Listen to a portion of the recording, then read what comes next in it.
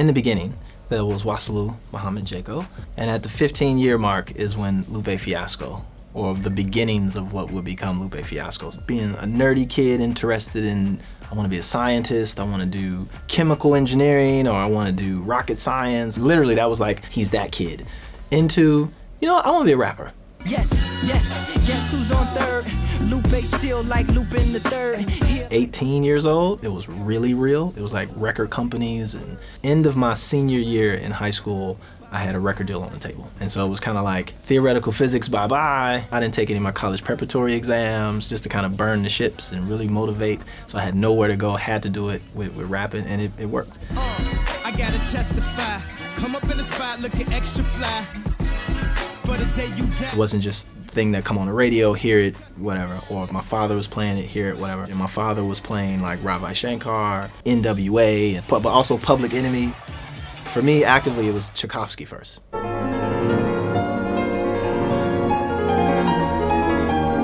was classical music. It was just something about the classical music that spoke to me, inspired me. But I always trace it back to cartoons. So watching like Tom and Jerry and Bugs Bunny, and the soundtracks were jazz or classical music. And just always following the beat, following the music, following the different, literally, doing this.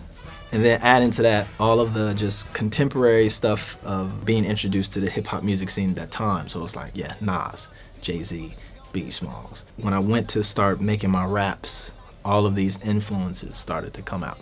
Living in the funk, so I finna get it in, and I finna get it crunk, and I finna get the living eyes on remission from the jump. As rappers, the expectation for us was that we had to stop rapping when we were 19, because it was like a time limit on it for us. Now you're 35, and you're like, wait, I'm still like, what's going on? I'm supposed to be done. And through that time, you just figure out new ways to kind of explore your craft. Once you do the underground side of it, let's try this commercial side. And then you start to look beyond your realm of comfort, because now it's not even about a commercial prize. Even at a certain point, it's not even about an artistic prize, because you get past that too. So then what is beyond artistic? So I think the question now is answering that. Like, what is beyond the art? What is beyond the commercial? I dedicate this one right here to all my homies out there grinding. It depends on where you come from, and then more importantly, where you're trying to go and what you're trying to achieve. And then what are the limitations for you to get there? And it becomes, how do I work around that and still succeed? And so I think some people, they use art as an escape because they can't face the commercial, so they retreat to this purely artistic. Other people, it's the other way, right? Because the commercial side is structured, it's deterministic, it's very laid out. So I've always played both. For sometimes that works really well. For sometimes it's extremely frustrating, extremely difficult. Then at that point, restructure my approaches entrepreneurially to still achieve those same goals, because I still want the same goals as the guy next to me.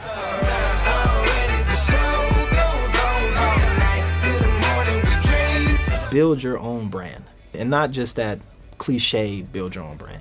I mean, like, actually be the master of whatever it is that you're trying to produce and create.